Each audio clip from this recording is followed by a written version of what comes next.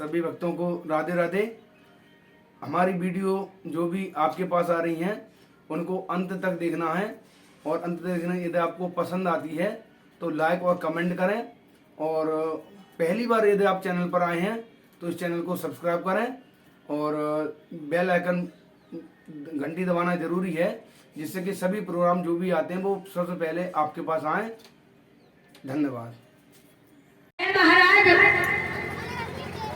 जब तुम्हारे घर में पहले से ही एक रानी थी तो हमारे साथ में विवाह करने की क्या जरूरत थी? आप हमें यहाँ लेकर के क्यों आए हो? ऐसा करो, हमारा डोला हमारे पिताजी के यहाँ वापस लौटा दो। हम महलों में नहीं जाएंगे, क्योंकि इस घर में हमारी शौक है। इधर देर हो गई है, सुनीति भी आ गई, कहने लगी बहन महलों के अंदर चलो। सुरजी कहने लगी क्या कहा? महलों के अंदर चलो। अरे जब तक तू इस घर में रहेगी तब तक मैं डोला से उतरूंगी भी नहीं। आज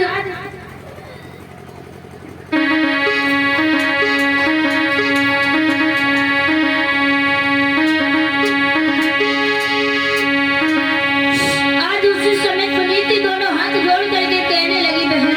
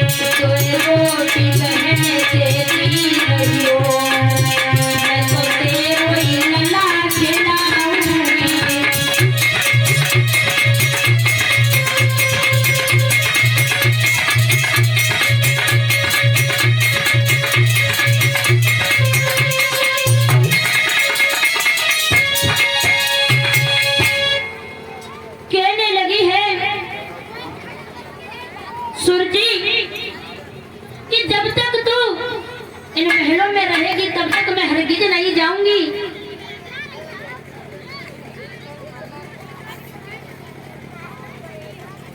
आज कहने लगी है सुरजी, महाराज मुझे मेरे पिताजी के यहाँ वापस पहुंचा दो, मैं इस घर में नहीं रहूंगी। आज महाराज उत्तानपाद कहने लगे, रानी मैंने तुम्हें कितना समझाया कि मेरी दूसरी शादी न करवाओ, लेकिन तुमने एक भी बात नहीं मानी। आज सुरजी कहने लगी है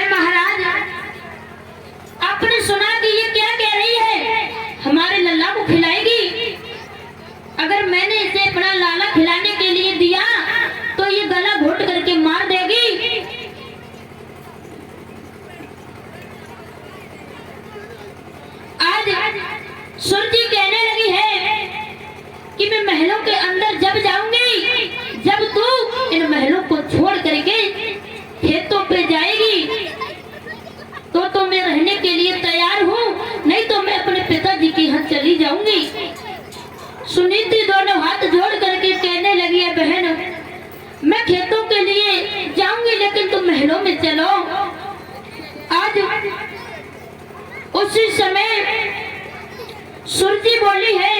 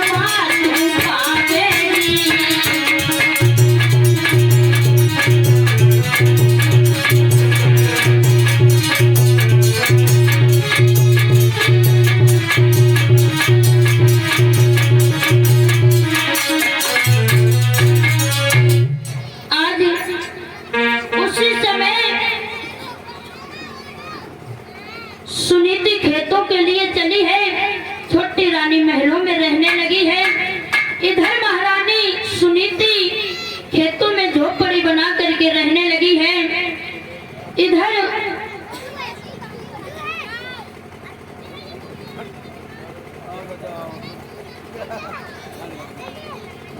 आज उसी समय सुनीति खेतों में बैठी बैठी रो रही है।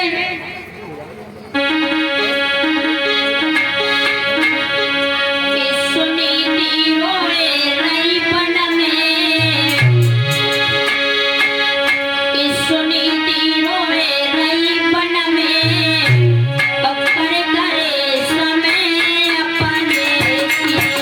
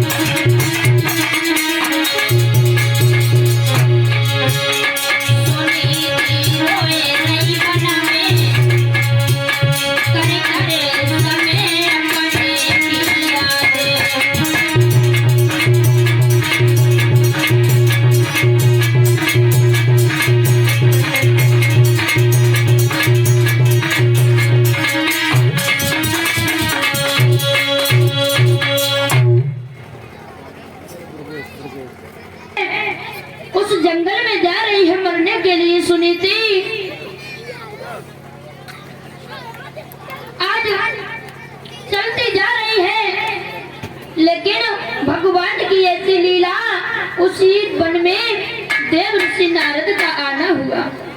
कहने लगे देवर्षि नारद, अरे ये कौन है रात्रि के समय जंगल में भागता चला जा रहा है, रुक जाओ। जैसे ये आवाज सुनी रानी रुक गई।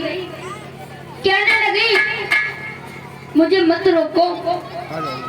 देवर्षि नारद कहने लगे तुम इस जंगल में क्या करने के लिए जा रही हो? कहने लगी कि मैं जंगल में मरने के लिए जा रही हूँ, क्योंकि मेरे घर में किसी भी पुत्र ने जन्म नहीं लिया।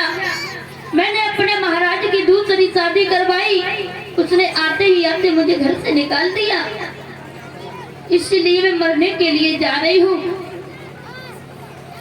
नारद कहने लगे हैं मरो मत, तुम वापस लौट करके घर चली जाओ।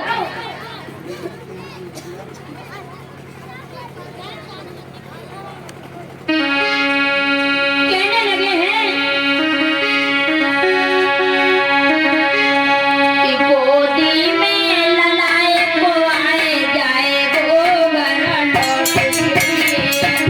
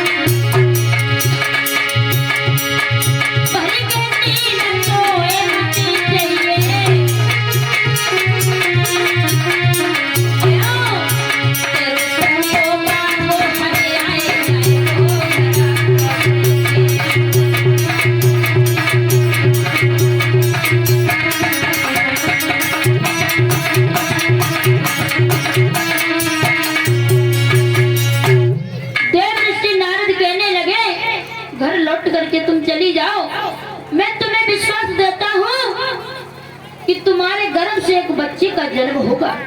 रानी कहने लगी महाराज मेरी आधी उम्र बीत गई और आप कह रहे हो कि बच्चे का जन्म होगा। कहने लगे इसका मतलब तुम झूठ बोलते हो। आज समझ में आया कि संत झूठ बोलते हैं। उसी समय कहने लगे मैं झूठ नहीं बोलता हूं।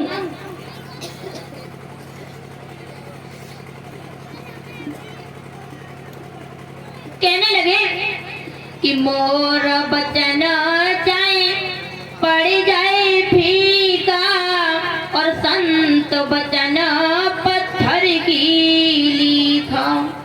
कहने लगे बेटी संत कभी झूठ नहीं बोलते हैं, तुम घर लौट जाओ। आज उसी समय रानी लौट करके आई है, झोपड़ी में आकर के लेट गई। सारी रात गुजर गई, नींद नहीं आई। सोचती रही प्रभु कौन सा दिन आएगा जिस दिन मेरे गर्भ से एक बच्चा का जन्म लेगा, बच्चे का जन्म होगा। आज इधर महारानी सोच रही है, इधर महाराज उत्तानपाद कहने लगे हैं मंत्रियों से, हे मंत्रियों बहुत दिन हो गए हम जंगल में शिकार खेलने के लिए नहीं गए, चलो आज शिकार खेलने के लिए चलेंगे। उसी समय महाराज उत्तानपाद जंगल में पहुंचे हैं शिकार खेलने के लिए और लौटने में उन्हें शाम हो गई। जब लौट करके आए महलों में पहुंचे तो क्या देखा, दरवाजा बंद है। महाराज दरवाजा खटखटाने लगे, रानी दरवाजा खोलो, लेकिन सुरची सो गई, दरवाजा नहीं खोला। उसी समय महाराज उत्तानपाद को ध्यान आया हमारे तो एक और रानी है, बड़ी रानी, आज हम अपनी बड़ी रानी के पास में जाएंगे। उसी समय महाराज उत्तानपाद ने घोड़ा वापस लौटा दिया। आज खेतों पर आए, जैसे ही घोड़े के टापू की आवाज सुनी, रानी उठ कर के बैठ गई। मन में विचार करने लगी, लगता है मेरी सौत ने मेरे पिया को मुझे मारने के लिए भेजा है। तब तक महाराज आ गए, कहने लगी है आइए महाराज बैठिए। आज बिठा लिया महाराज उत्तानपाद को। जो जौ की रोटी रखी हुई थी उस रोटी को दिया। महाराज उत्तानपाद ने उस रोटी को खाया, आंखों से आंसू निकल आए। कहने लगे रानी, मैंने कितनी बार तुम्हें समझाया कि हमारी दूसरी शादी न करवाओ, लेकिन तुमने हमारी एक भी बात नहीं मानी। उसने आते ही आते तुम्हें घर से बेघर कर दिया। सुनीति कहने लगी महाराज, मेरी किस्मत में यही लिखा था, उसका दोष नहीं है, दोष तो मेरा है। इधर सारी रात महाराज उत्तानपाद सुनीति के साथ में रहे हैं। और जब सुबह हुआ तो वहां से उठकर के महलों के लिए आए तो क्या देखा, छोटी रानी दरवाजे पर खड़ी है। कहने लगी महाराज रुक जाओ, ये बताओ सारी रात कहाँ रहे। उत्तानपाद कहने लगे रानी, सारी रात हम यही गेट पर पड़े रहे, तुमने दरवाजा नहीं खोला। सूरजी कहने लगे महाराज तुम झूठ बोल रहे हो, मुझे मालूम है। सूरजी कहने लगे महाराज मुझे मालूम है, तुम सारी रात सोच के यहाँ रहे हो। महाराज उत्तानपाद कहने लगे तुझे सोच से इतना ही जलन है तो ये तलवार ले जा करके उसे मार दे। सुरजी कहने लगी महाराज मैंने तो ऐसे ही कह दिया, आ जाओ अंदर आ जाओ। आज महाराज अंदर गए, बताया तो ये जाता है उसी रात में उसी समय दोनों रानियों ने गर्भ धारण किया है। और जब धीरे धीरे समय गुजरा तो महारानी सुनीति के गर्भ से एक बच्चे का जन्म हुआ जिसका नाम ध्रुव रखा गया। छोटी रानी के गर्भ से एक बालक हुआ जिसका नाम उत्तम रखा गया। महाराज उत्तानपाद बड़े खुश हैं, भारे प्रभु कहाँ मेरे घर में कोई भी पुत्र नहीं था, कहाँ आज दो पुत्र हैं। भारे परमात्मा बड़े खुश हैं, बधाइयां बज रही हैं, दान लुटा रहे हैं महाराज। इधर जब धीरे धीरे दोनों पुत्र कुछ बड़े हुए हैं, एक दिन उत्तम ध्रुव के पास आया, कहने लगा भैया चलो आज कहीं खेलने के लिए चलेंगे। ध्रुव कहने लगा भैया खेलने के लिए कहाँ चलोगे। कहने लगा भैया चलो आज पिताजी की कचहरी में चलेंगे। आज दोनों चले हैं, जाकर के महाराज उत्तानपाद के दरवाजे पर पहुंचे हैं। कचहरी लगी हुई है। जैसे ही ध्रुव को देखा भाग करके उत्तानपाद ने ध्रुव को गोद में उठा लिया। मन में विचार किया कि हम उत्तम को तो गोद में रोज खिलाते हैं, आज हम ध्रुव को खिलाएंगे। महाराज ध्रुव को गोद में लेकर के बैठ जाते हैं, खिलाने लगे। लेकिन उसी सभा में एक चुगल बैठा हुआ था। वो चुपचाप उस सभा से उठा, जाकर के महारानी सुरजी के पास में पहुंच गया। कहने लगा महारानी सुरजी आप यहाँ बैठी हो, तुम्हें मालूम है कि दरबार में क्या हो रहा है। उसी समय आज वो चुगल कहने लगा है महारानी आपको नहीं मालूम, जो तुम्हारी सौत का पुत्र है ना, महाराज उसे गोद में लिए हुए बैठे हैं और तुम्हारे पुत्र को नीचे जमीन पर खड़ा किए हैं। ये बात सुरजी पर सहन नहीं हुई, एकदम से भागी दरवाजे पर पहुंची गाल पे ताल से एक तमाचा मारा। कहने लगी, अरे नीच, तेरी इतनी हिम्मत जो तू राजा की गोदी में बैठा है, तेरी औकात नहीं है राजा की गोदी में बैठने की। कहने लगी है कि पूर्व जन्म में अरे नीच और थोड़ा भी भजन किया होता तो उत्तम के बदले तूने मेरी कोख से जन्म लिया होता। कहने लगी है कि पूर्व जन्म में अगर तूने थोड़ा भी भजन किया होता तो उत्तम के बदले तूने मेरी कोख से जन्म लिया होता। जब तू मेरी कोख से जन्म लेता तो महाराज की गोदी में खेलता। आज महाराज ताड़पाल देखते रहे, एक भी शब्द नहीं निकला। ध्रुव रोते हुए अपनी मैया के पास में पहुंचे।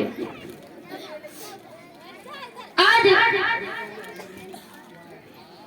जैसे ही मैया के पास में पहुंचे, मैया कहने लगी, लाला तुझे किसने मारा है, क्यों रो रहा है? ध्रुव रो करके बोले, मैया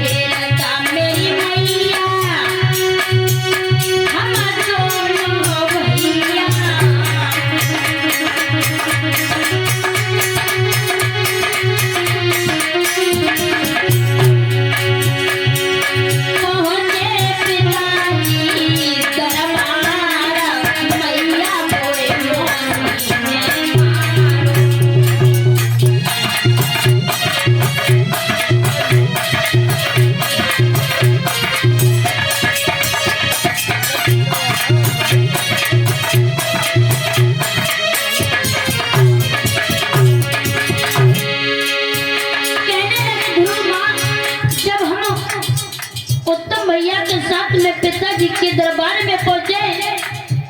पिताजी ने हमें गोदी में ले लिया, लेकिन तब तक मौसी आ गई। मौसी ने आते ही आते हमारे गाल पर तमाचा मार दिया। माँ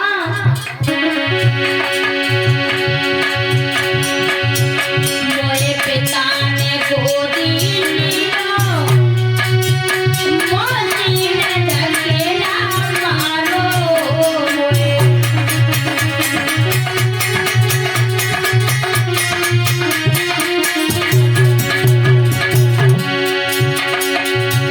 मोरे पिता ने गोदी लिया,